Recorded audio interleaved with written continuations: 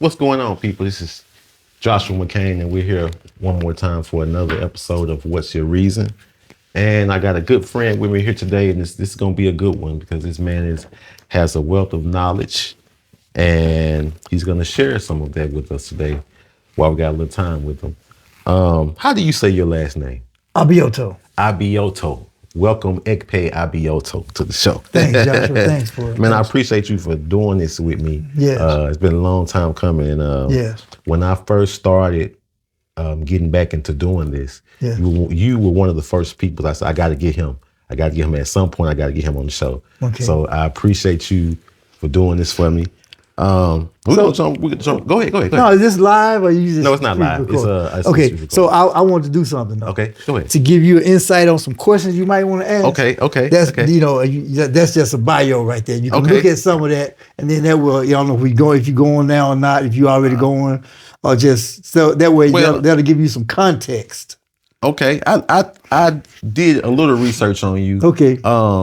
But I want you to I'm gonna look at this for a second, but I want you to kind of tell where you're from and your background. Okay, where you think I'm from? Look at me. Where you think I'm from? Yeah, of course. You know where I'm from? But for the sake of the camera. Oh, for the sake of the camera. Okay. Yeah. Look at me. You know, of course. From the motherland like from you. Africa, of course. Yeah, of course. Yeah. But just for the sake of how did you end up in Memphis and the whole background? Just a little bit of background on that. Okay, well, historically speaking, from a family perspective, my great-great-grandmother, she was kidnapped from Africa around 200 years ago. Wow. Her name was Grandma Mandy. We got a bracelet here with her name on it. Mandy was her name. And so she was kidnapped, brought into South Africa, just like millions of us were, our people, ancestors. So she was brought into South Carolina. And then she was sold over into West Tennessee on a plantation. Okay. And she passed away. I forget the exact year now, but anyway, she was about 14 years old when they kidnapped her from Africa, and around, like I said, about 200 years ago, 1825, somewhere around that time. But anyway, she's buried in Haywood County now. They brought her over to West Tennessee, so she's buried there. Okay. But so I got into this because of my family history. So many of us who know our roots, like Alex Haley, right? As a matter of fact, I ended up playing at his burial also. Wow. And so I want to send, for the ancestors, we do libation to recognize the ancestors, so I want to shout his name out. And so just in the last few days, we found out that John Amos passed away. Right. Who played Kunta Kinte and Roots. So we connected also. So a lot of times I meet these people, right? And because of my background, we established this connection with Alex Haley and his roots and my family's roots. My mother had written him a letter with Alex Haley telling him about our family. So we corresponded. We became friends with him. Okay. He and his family, his brother George, and his family, his son William, we became friends, over the years. So anyway, but these people, even like John Amos, right? I met John Amos in, I think it was 1994. Wow. At the Black Theater Festival down in North Carolina. So we talked, we were out there playing African drums together, So I told him I enjoyed him in Roots. I told him I had played at Alex Haley's burial, Alex passed in 92. Okay. So that was 2 years prior to that. So we struck up a conversation based on our roots, Africa. And so when he came to Memphis, he had a show called Haley's Coming, a one-man show. So he was performing at my daughter's school. She was going to White Station at the time. So I met him again. He said, yeah, I remember you. So we got to talk. So a lot of these connections are through these roots, these African roots. The same thing with Issac Hayes.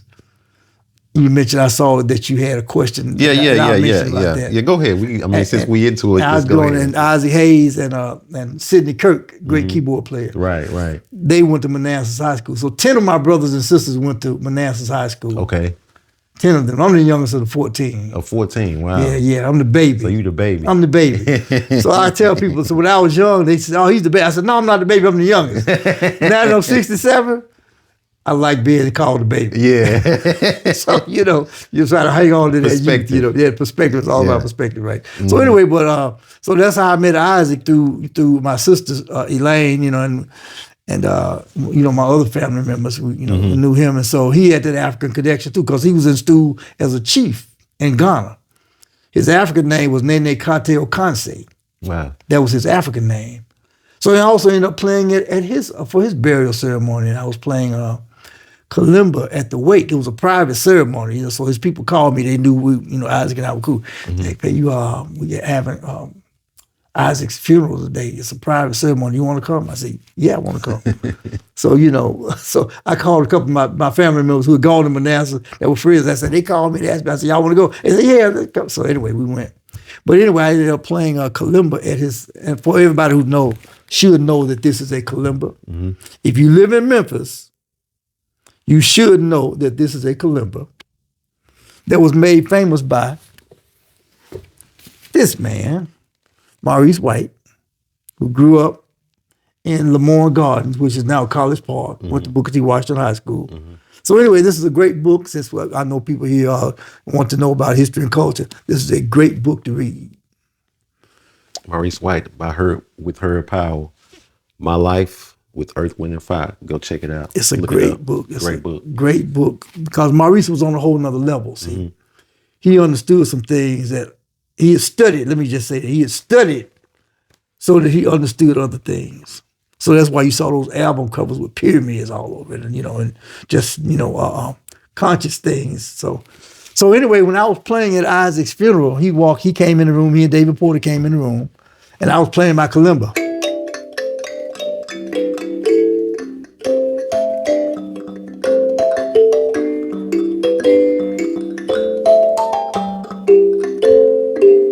So we talked after. He said, man, I like your kalimba playing. I said, man, I got this from you. I've been studying you for years. Mm-hmm. So we had met before, but he had never heard me play kalimba before. Right. So we talked that day, and we started talking about Africa. The next day, too, when they had the public funeral for Isaac Memorial, we were talking about Africa. So I told him, I said, man, I have a kalimba collection at home. So you see some of these kalimbas that I have. I probably have maybe I stopped counting. There's probably 30 or some more kalimbas, different kinds of kalimbas, different sizes. I found this one in the marketplace when I was in Ghana, West Africa, walking through the marketplace, and they called my name. Ekpe, come over here, man. Shh. Come take me home with you. So I brought him home with me,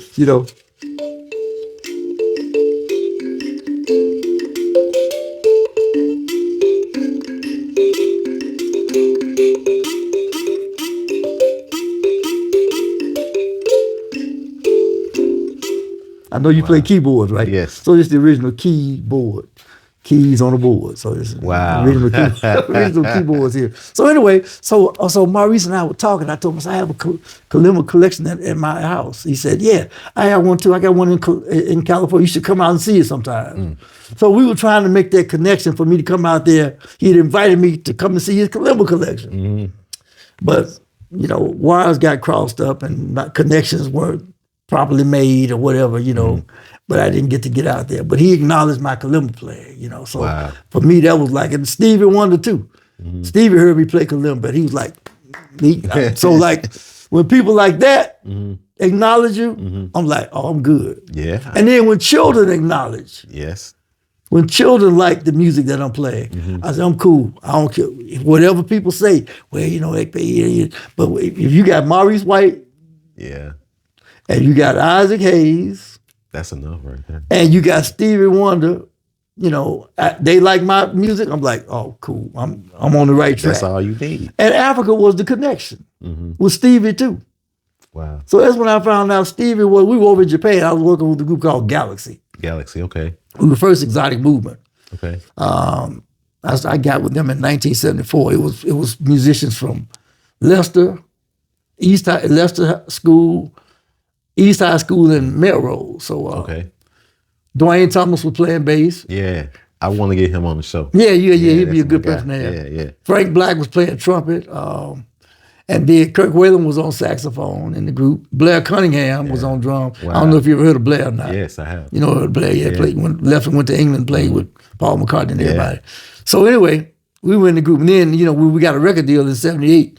Our name changed by that time. Kirk had gone off to college, and Blair had left the group, so we got James Robinson to play drums after him. Okay. I don't know if you know who James Robinson. I don't. So the last drummer, James Robinson, he's a great musician. He was the last drummer that Isaac had playing with him. He played with Isaac for a lot of years. So if you go look at some videos of Isaac, that's James Robinson playing drums. Okay. You know, Okay. like he played with him for like maybe 15, 20 years before he passed away. But anyway, James was with the group. James Robinson was playing drums. We call him Earl. But anyway, he came out of Southside High School. Okay. So anyway, I'm just talking about these people that this African connection. Mm-hmm. So that's how I connected with Stevie too, in Japan. Galaxy was in Japan. And so he had this album out called Journey Through the Secret Life of Plants. Mm-hmm. Beautiful album. Mm-hmm. Beautiful album. So he did this song called Que se ye, lolo de ye, lolo ye, que se de ye. It was all African music. He did, so that's in Bambara. So anyway, in the Bambara language. So he was talking about the Dogon people in Mali. And I said, Steve, was that, so were you singing about the Dogon? He said, yep. So this man was singing about the Dogon people. And the Dogon are like you see that door up there, hanging up there. Mm-hmm. That's Dogon artwork, sculpture. That's Dogon sculpture. So anyway, but a lot of these people, the African connection, these people that's out there doing these things like this, they have these roots, these African roots that they tap into. And that's got a lot to do with why their music is like it is. True. So anyway, I'm just talking. You can go on and ask some more questions to it. Make sure. How did you get started in music? Like, are you self-taught or did you have a teacher or, because you play several instruments. And how many instruments do you play? Look around the room. Just count. Start counting. And then did you just pick it up? Then go to another room and start counting. Then go upstairs and start counting. So I do not know. I don't know, flutes and stuff. Flutes and, flute was my first instrument. Okay. My brother Mark, he's a guitar player. And anyway, later on, he had a group called the Montegos. They never recorded, but this was back in the 60s. Montegos. And so they were playing, they were rehearsing at our house, in our garage. So a lot of those musicians went on to be great, stayed on playing. Mark, he played with Bobby Blair for many years. Okay. With him. And then the keyboard player, Frank Westbrook. Okay. He's from Memphis. Okay. He went on to play with he and Melvin Robinson. Both of them were with that's James Robinson's brother. They played with a group called Granny's Bathwater. Wow. And then Frank Westbrook went on to play with Rare Earth. Mm-hmm. Memphis folks, right? Straight out of Memphis, right? Wow. So anyway, so Mark brought a flute home. My brother Mark brought a flute home. And so I was like, okay. I started messing around with it. Then, that was just at home. Then when I went to school, I started playing actually saxophone in the band at first at school. Then in the jazz band, I played saxophone and flute. And concert band, I played flute. Marching band, saxophone, So I went on and did some study in college too. I studied under Michael Scott. I don't know if you know who Michael Scott is. I went to Shelby State. Okay. And so Michael Scott was the jazz band director. He's one of the greatest musicians too. A lot of people don't. I'll say a lot of people should know about it. A lot of them do know because he plays he plays bassoon rather, in the Memphis Symphony for about the last 30 years. Wow. And saxophone too as well. So he's one of my mentors. Great person. He also works with the Memphis Jazz Workshop now. Okay. So anyway, you done a lot of work with Memphis Jazz Workshop, if I'm not mistaken.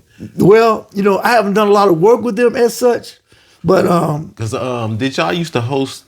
It was something going on at the library where they did jazz. I think Five Fridays of Free Jazz. Yeah, we played for that several times. Okay. But I've talked to a lot of the young guys who play, with Memphis Jazz Workshop. Mm-hmm. And Steve Lee has played. We performed together off and on. Okay. So yeah, but I count them as some people that I work with informally, you might say. Okay.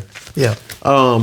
Every time we've ran across each other at several events. And anytime you have the opportunity to speak or do a presentation or whatever, you always incorporate African culture into whatever you do.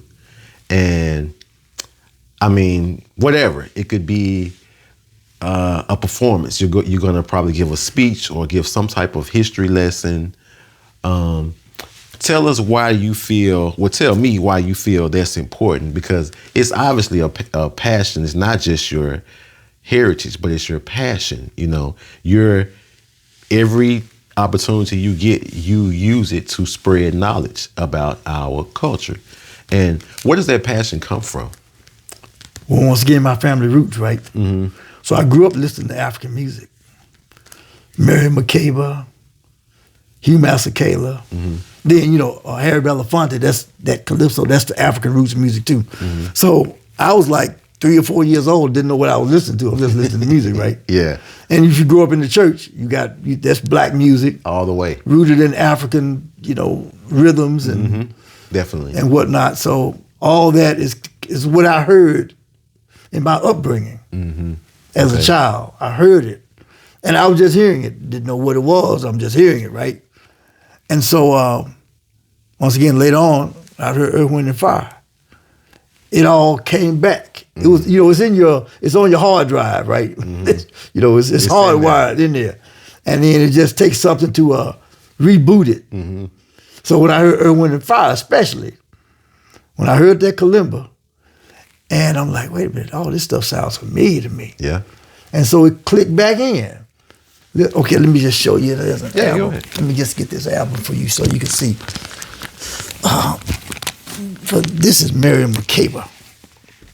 So this is some of the first music that I listened to. He's gonna give us a wealth of knowledge. This is some of the first music I listened to. Mm-hmm. Mary McCabe, she was called Mama Africa. Wow.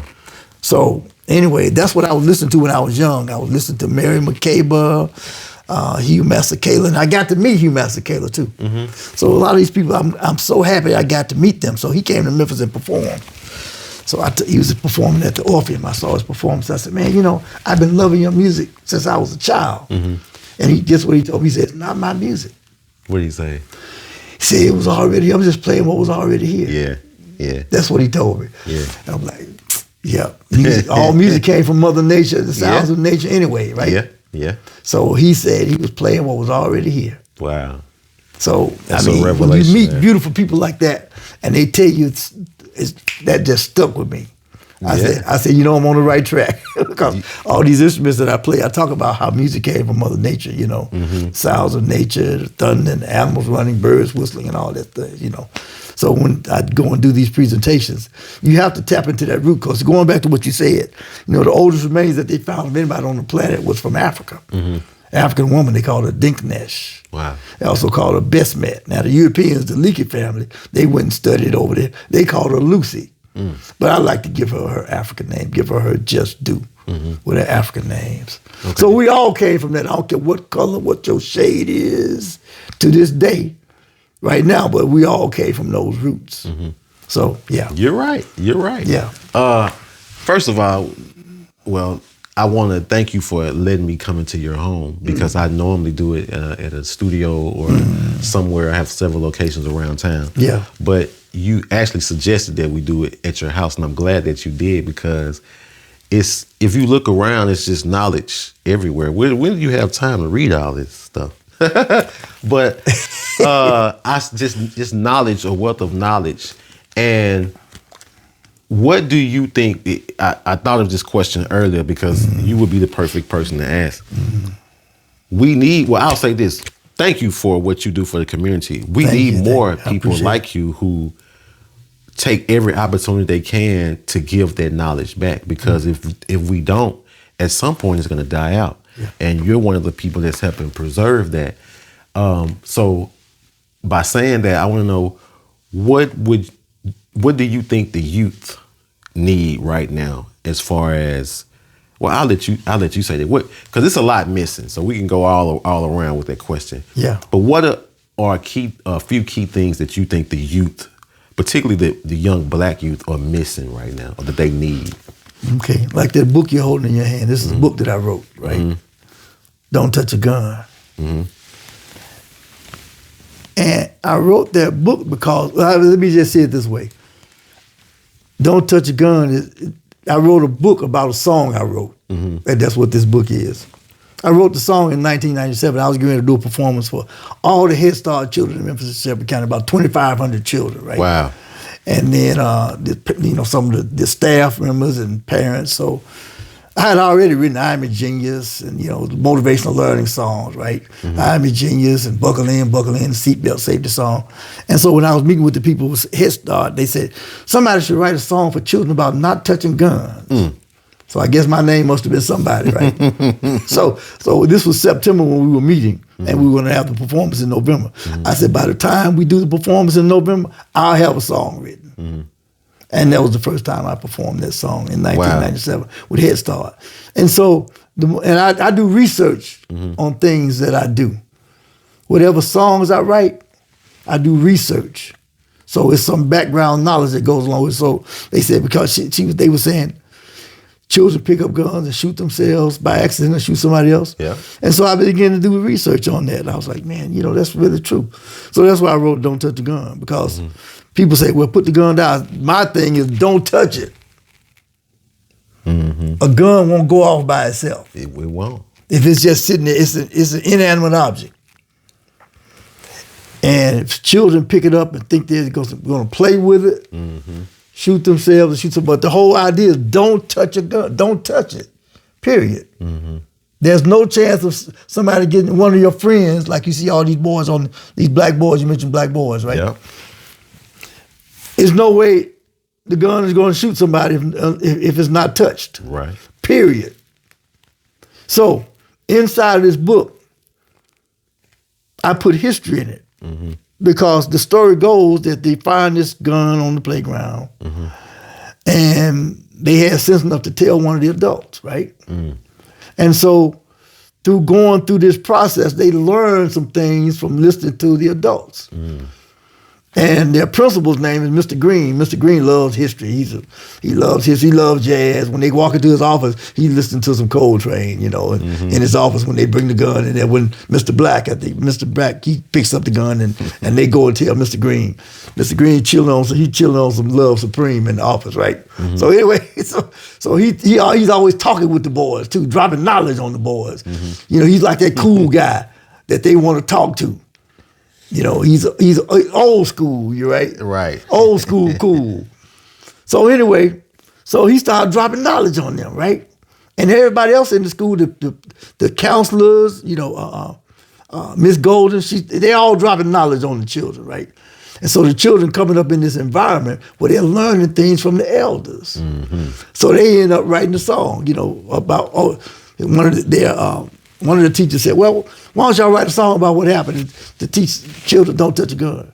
So, that was Mr. Brown. He was their English teacher, but he also, he loved poetry. He listened to he liked the Harlem Renaissance writers, and, Langston Hughes and people like that.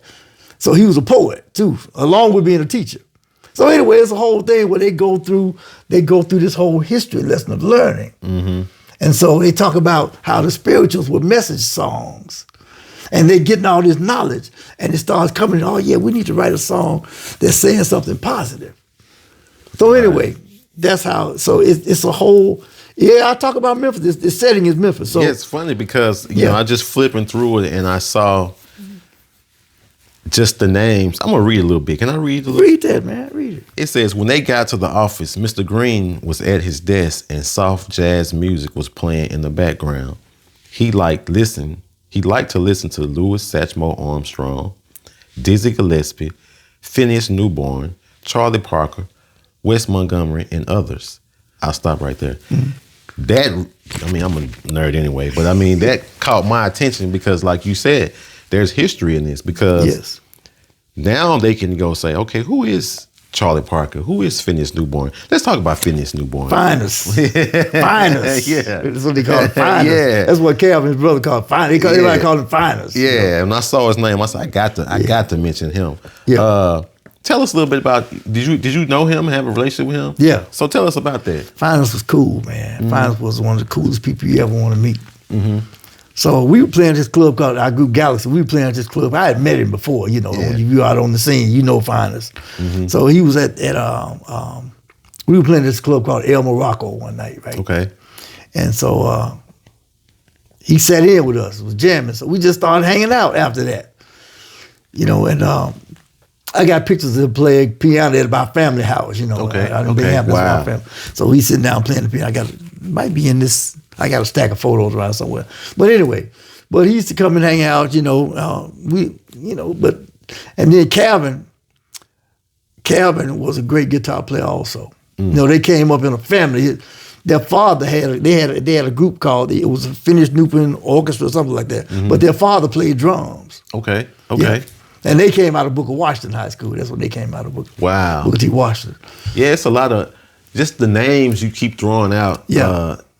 I mean, I've been paying attention. Trust me, you've just been throwing out some names, and it's crazy just the Memphis connection that's here. We mentioned before off camera how a lot of times people here from the city can take it for granted because they're here around it all the time. So it's like, I know it's there, so but it's so much history here that, I would even dare to say that a lot of history that people from Memphis don't even know, that they don't even, not aware of, don't take the time to learn and dive into.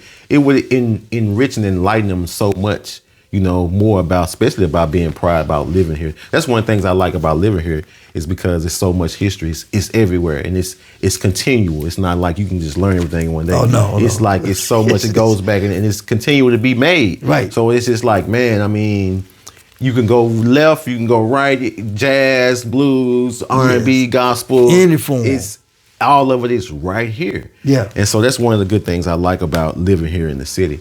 So since you mentioned blues, it's like another book. As you can see, I'm a book nerd. Okay, yeah. This is a great book also. If you're a musician, you should read this book. Father of the Blues, W.C. Handy. W.C. Handy. His roots, he came from Anniston, Alabama. Okay. But he really kind of honed some things here in Memphis, right? And so anyway, but this is a great book. It's really a great book. You learn a lot about history also, not just about music. So great book. Music is history. It is history. It is history. You can, I can't remember who said it, but they made a quote to where you could listen to music and you can tell what time in history it is by listening to the song. Exactly. So even like with the Marvin Gaye, and then you fast forward to even to now and go back before that in the 60s and 50s. Yes. You can tell by listening to the music, not only what era, but about what's going on in that time frame. Like Marvin Gaye said, what's going on? And so he was telling you, you're right. That album was telling you what's going on. Exactly. Inner City Blues, what's going on. He was telling you what was. Yeah. You're right. Yeah. You mentioned you play several instruments. Can you play a few seconds of the instrument of your choice just for the people? I played a little kalimba already, right? I play. So this once again, flute was my first instrument. Yes, this is your first instrument. So I'll do a little flute. Give it a few toot seconds. a little flute. Yeah. Okay. I tell the children, see, when I go to schools, I said, man, you wouldn't believe how good I was when I first started. I said, I was so great, I could hardly believe myself. So I go something like this. I said, wasn't that great? They said, no, that wasn't great. No, that wasn't. I said, well, okay, what do I look something like this? They said, oh, okay, you getting there. And then I go.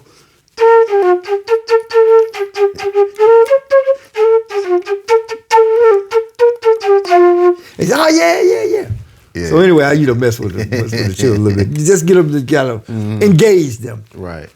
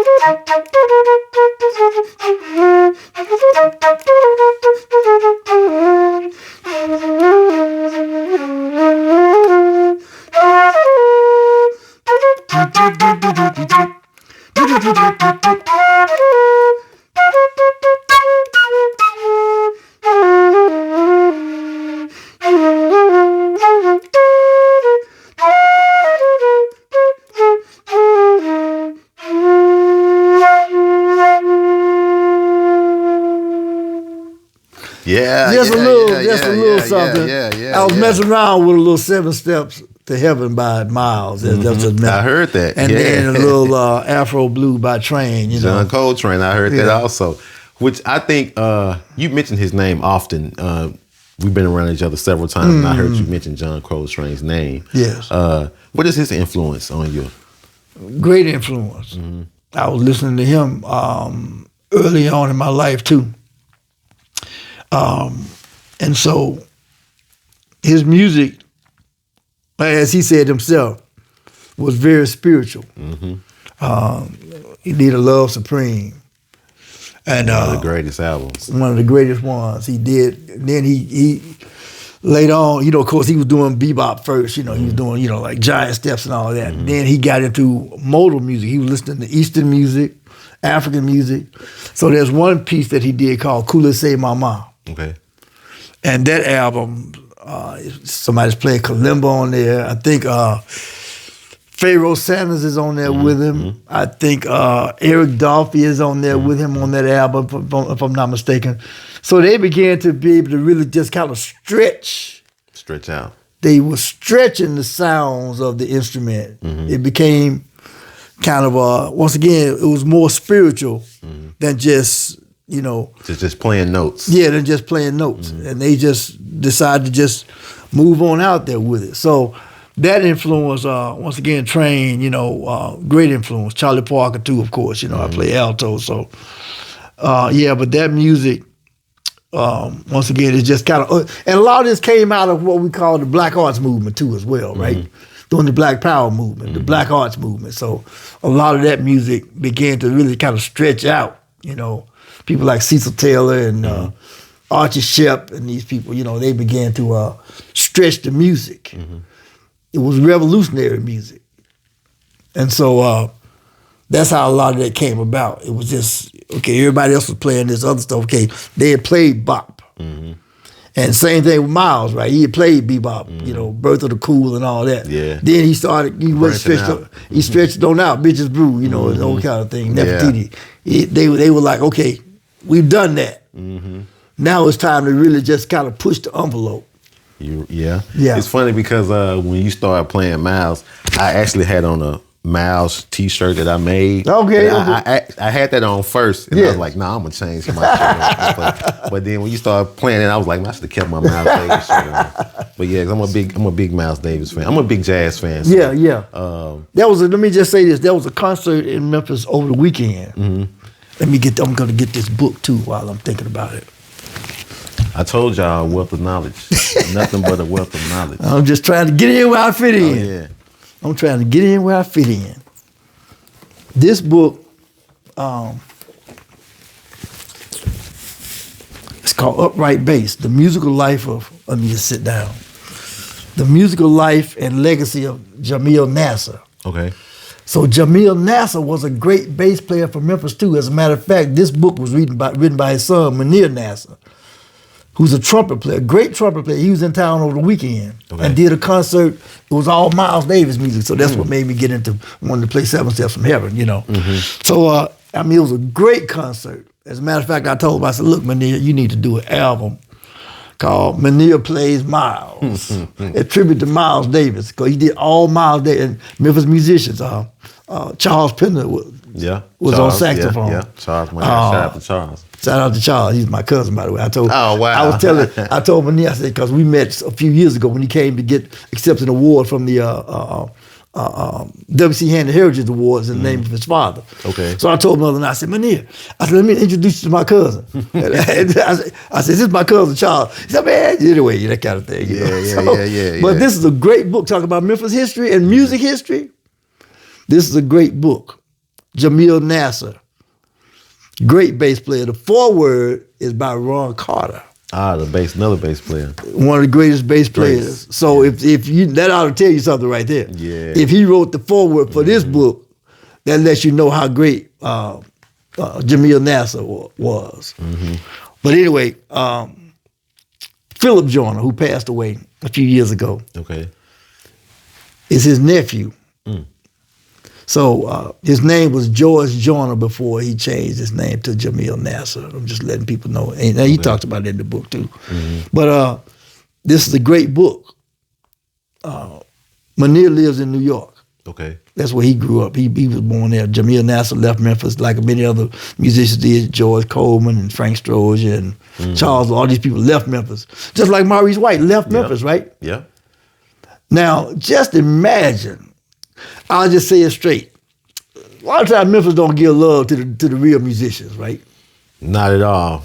They don't give love to them, so that's why they have to get on up out of here, being from Memphis. Such and such a person is from Memphis. You get the point I'm making? Yeah, I got you, 100%. So they have to go and anyway. Yeah, I've had a couple musicians on, and at least 2 to 3 other ones have said the exact same thing. Yeah. Said. In some way that Memphis doesn't, so they have to stretch out and, Right. So going back to the book again, right? That's why I drop all this knowledge in the book. So that, see, we weren't coming, I like to say, black in the day. We weren't doing all this shooting and killing, man. We were trying to play some music. Yeah. So if you put an instrument in a child's hand and their creativity starts to... Starts to flow. Yeah. Yeah. They not think, we weren't thinking about, that was the last thing from our mind, especially once we started playing, right? And the girls liked it. Oh, it was over with it. It was like, okay, I'm going to go home and practice some more. What's going on, good people? First of all, I want to say thank you for watching. If you're enjoying this episode, please take time to click that subscribe button.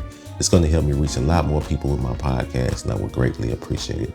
Okay, let's get back to the show. Peace.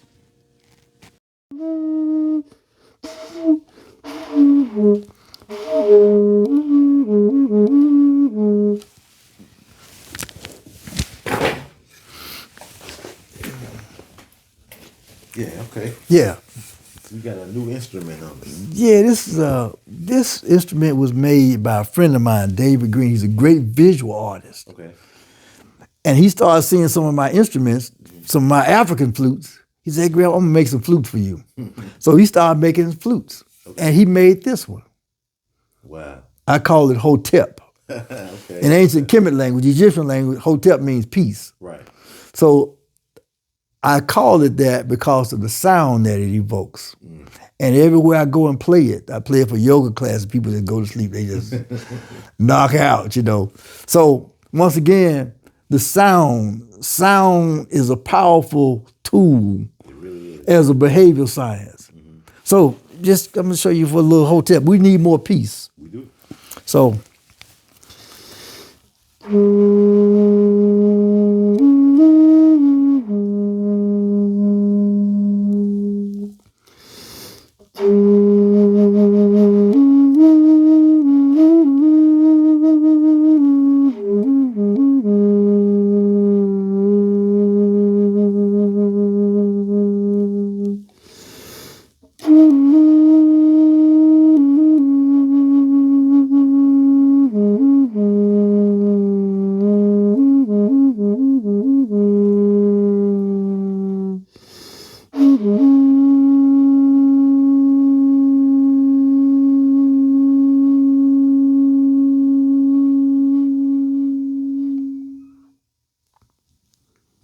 So that's just a little excerpt. So I was glad when Andre 3000 came out. I'm glad when he came out with that album, with the flutes and everything, because some of us have been doing this for a while. For years. And so I feel like, as they say, what goes around comes around. So it's coming back around. Like he said, he didn't want to rap, because he didn't have anything to say. Yeah. So what's the use of just throwing some stuff out there and so he took a break and came out with something on this level. So I was appreciative of that. Yeah. Yeah, I was appreciative. So anyway, that just gives you an idea of, once again, I've been playing this flute for a number of years now. Wow. A lot, and the kalimbas and stuff and all. So it's, I do these things called, I do what they call an African sound bath. Okay, yeah. Sometimes I just do these sessions with people, and I have my flute, I have kalimba, and some other instruments, some other African instruments that evokes these whole In other words, it recalibrates your system. Right. Yeah, it recalibrates, Yeah. reboots your. Definitely science behind the tones and things like that. It's science. Some producers understand that. Oh yeah. Their music. Oh yeah, they understand. You know, They understand. the reason. They but understand. The name of the show is "What's Your Reason," and it's basically focuses on your why. So, just generally speaking, I mean, you do everything, and you, like I said, you're obviously very passionate about people knowing their history. You know, so every chance you get, like I said, you will take advantage and throw out some history somewhere. But what's your ultimate why? What would you say? Well, I'll take a line from Stevie Wonder. Or Michael Jackson, rather. Yeah. Couldn't help it if I wanted to. I can't help it. You know, I had no choice in the matter. You know, I tried to run from it for a while. Because I was teaching school, you know, I was substitute teaching. And when I got my family, I got married, got a family. I said, okay, Ekpe, you know, you got to get a real job now, you know. But I tell you, God slapped me and said, nah, get back over there and do what I told you to do. Do what you were supposed to do. Yeah. And so here we are. Yeah. You know, years later. So that's my why, because I didn't choose this. It chose me. And it just goes back to, like a lot of these instruments that are in here, a lot of people give me things. It's like, oh, Ekpe, you need to have this. A lady gave me a sculpture the other day of this drummer, right? Right. She said, you need to have this. People just give me instruments, and I say things find me. They find me. I don't, you know, just like, you know, my Columbus, man, you know, it's like, this is one of them right here. I was up in Harlem performing, and went over in Brooklyn. They were having this, and I found this, man. I said, this got to come home with me. Wow. Yeah. No. Yeah. This got to come home with me. Got to be a part of the collection.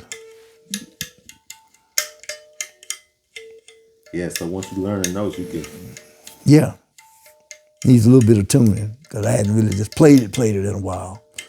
But you know, it's a piece of music and art at the same time. At the same time, man. This came from the Congo. I found doing some research. I found some of these sculptures in some African art books that I have.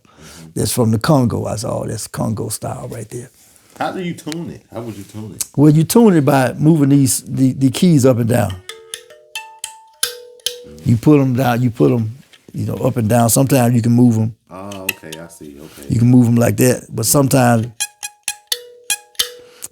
you have to, like on these right here, these regular ones, where I have to get a penny and I push them, slide them back and forth. Oh, okay, I get it. Yeah.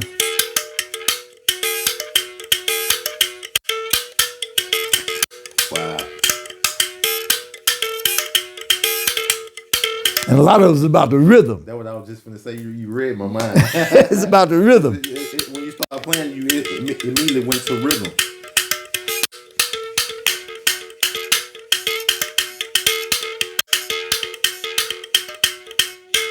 Which actually is basically the whole African. I heard you speak one time, and you were saying how, I think it was at the Issac Hayes exhibit, and you were talking about just rhythm. You know how the rhythm in Africa, if I'm not mistaken, they would, some kind of reference you made to where the rhythm would signify a certain thing or something like that. Yeah. It was all based on rhythm, which if you listen to a lot of African music, it's basically all rhythm. It's like, you know, it's just, it starts from the rhythm, and it's just, you know, that's what gets you into it. Yeah. So that's interesting that how you did, even when we were playing your other instrument, there was some rhythm to it, you know. And I said, wow, you know, it's really off the rhythm. Yeah, I really, because, you know, you don't think about that as a keyboard player, because I started out playing drums. Okay. Oh, okay, yeah. But, you know, as a youngster. Rhythm and melody. Exactly. Because drums are melodic instruments too. Exactly. So a lot of people don't think of it like that. They all have different sounds. Right, exactly. Different snares. That's why different drummers, they would want different snares. Sometimes they want it tight. They Right. want it because it gives a different tone, different melody. Exactly. And for the keyboard player, you thinking piano, you're not thinking rhythm because when you're younger, you just think rhythm is just physical drum thing. Right. Rhythm really controls everything. Playing the piano, they teach you to practice with the metronome. Oh, so yes. You could Yeah. keep the rhythm, Right. Your time, man, Right. And I had to learn that over time. I just was, Yeah. But anyway, I thank you for. So let me just say that. Go ahead. Because you stay alive because of what? Of your heartbeat. There you go. I told y'all I want the knowledge, man. And hey, what can I say? I appreciate this opportunity, and we're gonna do this again at some point. And because when I say knowledge, y'all see for yourself. It's just a wealth of knowledge, and so I'm glad you were able to share that with some of us today. And I appreciate it. I appreciate you, Joshua. I appreciate you, man. Appreciate you, brother, man. Likewise, brother, man. Yeah, yes, sir.